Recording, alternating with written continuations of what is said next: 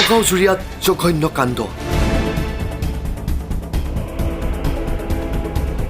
নৰপিশাচৰ কামনাৰ বলি হ'ল মানসিকভাৱে বিকাৰগ্ৰস্ত কিশোৰী।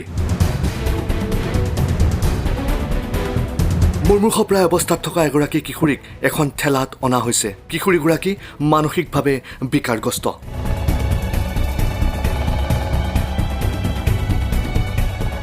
এইগৰাকী মানসিকভাৱে বিকাৰগ্ৰস্ত কিশোৰীয়ে কামনাৰ বলি হ'ল এটা মানুহৰূপী নৰপিশাচৰ।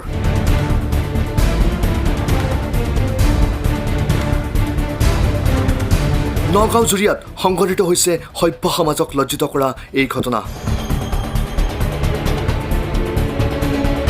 19 জুনৰ পৰা সন্ধানহীন হৈ আছিল কিশোৰীগৰাকী।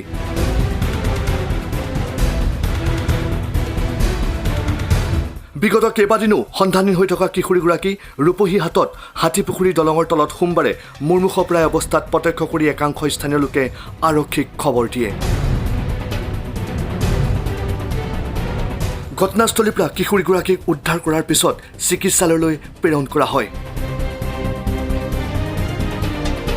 অন্যহাতে ধৰ্ষণকাৰীক আটক কৰিবলৈ অভিযান অব্যাহত ৰাখিছে নগাঁও আৰক্ষীয়ে।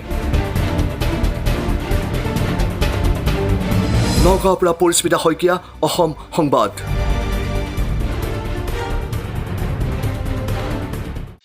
অসম সংবাদ, আপোনাৰ মঞ্চ, আপোনাৰ কণ্ঠ।